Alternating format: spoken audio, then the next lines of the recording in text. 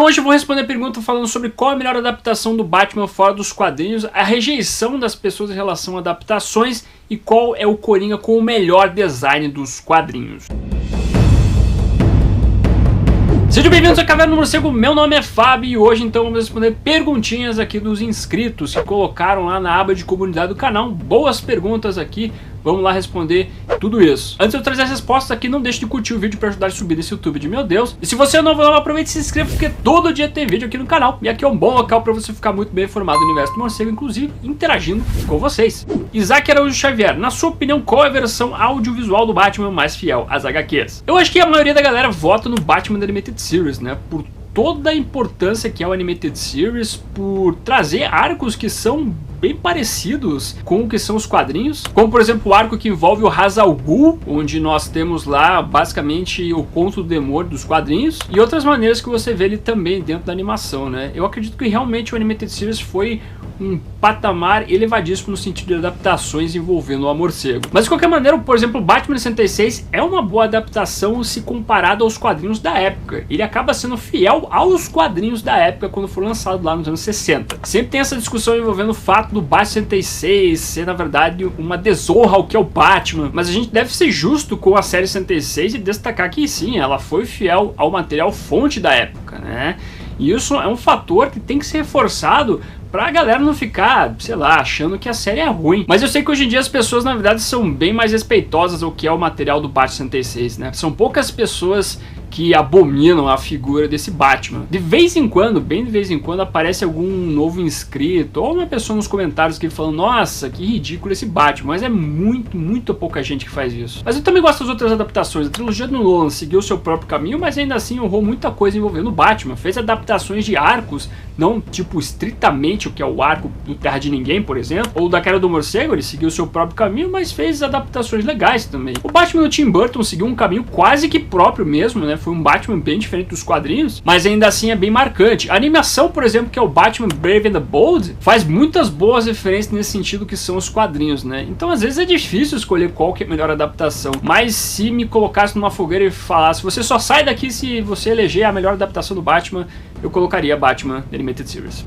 Cassim, por que os fãs de quadrinhos costumam ter tanta rejeição a novas adaptações e releituras de alguns personagens adaptados para outras mídias? E essa pergunta também conversa com a primeira pergunta, né? Eu acredito que as pessoas têm muito na cabeça a questão da fidelidade do quadrinho, que inclusive eu vou fazer um vídeo, se eu já não lancei ainda, sobre esse lance de filmes e animações serem ou não meras adaptações dos quadrinhos. Mas para algumas pessoas a fidelidade tem que ser ao extremo, né? Se o cara tem um fio de cabelo que seja da cor, sei lá, cor de rosa, tem que ser o cor de rosa. Se não tiver aquele fio de cabelo cor de rosa, é a pior adaptação de todos os tempos da face do universo. Porque é assim que funciona adaptações para algumas pessoas. Eu discordo totalmente dessa maneira de pensar. Eu sempre acho que adaptações têm que seguir o seu próprio caminho. E eu não vejo problema quando você faz uma adaptação onde um personagem é branco e para um filme, para um seriado que seja o ator é negro, por exemplo. Se o cara desempenhar um bom papel, por exemplo, o Jeffrey Wright, que vai ser o Gordon no filme The Batman, se o cara desempenhar um bom papel sendo Gordon, fechou, pra mim tá bom. Se viu mais ou menos que a cartilha do personagem ali, contrastou uma maneira bacana com o Batman ali, esse Gordon, porra, fechou, pra mim tá beleza. Isso aí pra mim não é problema algum, meus amiguinhos. Eu sempre digo que a fidelidade não tá na cor da pele, é na atuação, é na maneira como o personagem se porta e assim por diante. E no quadrinho, em algum momento, você vai achar alguma realidade alternativa ou coisa do tipo, uma versão onde, sei lá, o Gordon é negro. Na animação Lego Batman, por exemplo, o Gordon era negro, né? A Bárbara Gordon também era, então tá lá, já tem um passado envolvendo esses personagens nesse sentido. Eu acho que às vezes a pessoa tem aquela ligação com aquele tipo de mundo e não quer fazer uma mudança, né? Não gosta de ver mudanças. E as pessoas têm rejeição à mudança, basicamente. Não acho que mudança pode ser uma coisa boa.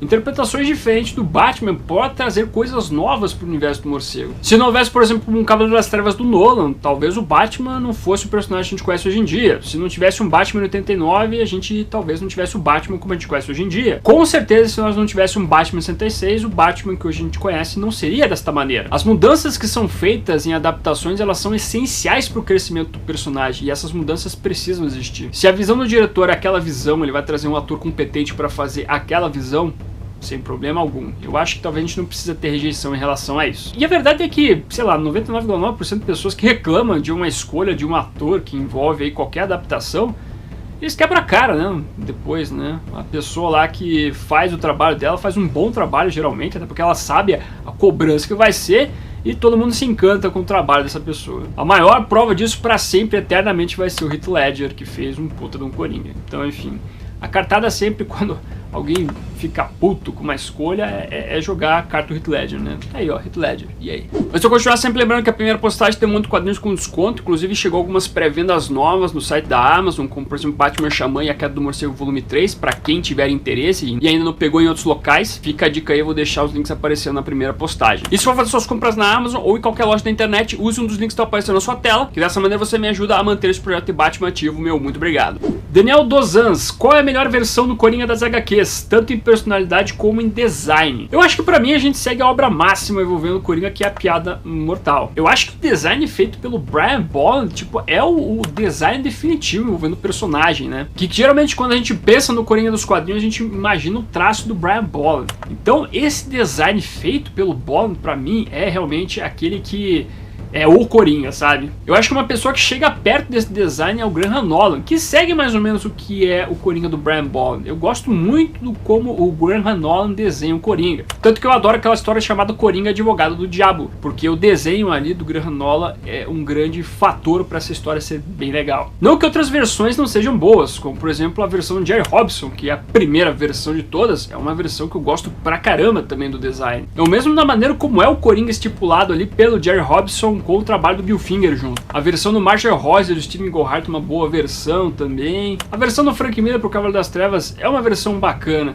mas a que realmente me remete aos quadrinhos é sempre o do Brian Bolland, do Alan Moore.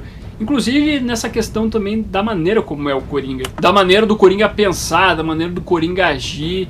Eu sempre penso que, na verdade, o Coringa, por mais que ele vá mudando com o passar dos tempos, ele ainda vai mantendo características antigas de outros Coringas, né? O primeiro Coringa, o Coringa mais bobalhão. Por isso que eu não gosto também de três Coringas, porque quando você divide o Coringa em três personalidades, você dilui o que é a figura do Coringa. E essa é uma ideia que eu também achei ficou meio ruim da maneira como o Jones tratou. Então, pra mim, a figura do Coringa, tal qual estipulada na Piada Mortal, é o melhor Coringa, mas ainda assim, esses outros Coringas que eu citei são ótimos Coringas. Uma história boa pra você conhecer o Coringa é da Batman número 1, por exemplo. É o do Coringa do Marshall Rogers também. É o Coringa, por exemplo, de 66. É o Coringa lá de 89, do Jack Nicholson, que eu sei que não são dos quadrinhos, mas são boas adaptações também, do Heath Ledger. Então o Coringa tem uma afinidade de boas caracterizações do personagem. Mas eu tiver que votar aqui, voto então no Coringa do Brian Bolland, do Alan Moore, que é o Coringa pra mim definitivo, eu diria. Então essas são as minhas respostas. Agora eu gostaria de ver as suas respostas para as perguntas que foram formuladas pelos inscritos. Traga aqui embaixo os seus comentários disso tudo, bem como aproveita e deixa um morceguinho para simbolizar que você ficou até o final do vídeo, meu muito obrigado. Além disso tudo, curta, compartilhe, se inscreva no canal se você é novo ou nova, marque o sininho para ser notificado nos vídeos, e isso vou ficando por aqui. Como sempre, no final do vídeo nós temos os membros do canal, a galera que mantém o canalzinho aqui de pé. Agradeço demais a colaboração de vocês, bem como de você que faz suas compras através dos links da Amazon, Saraiva e Submarino que estão na descrição. Aproveita que você tá aí, meu amiguinho, dá uma olhadinha no vídeo que está aparecendo agora. É um vídeo que vale o seu clique. Agradeço a sua companhia, até a próxima e fui.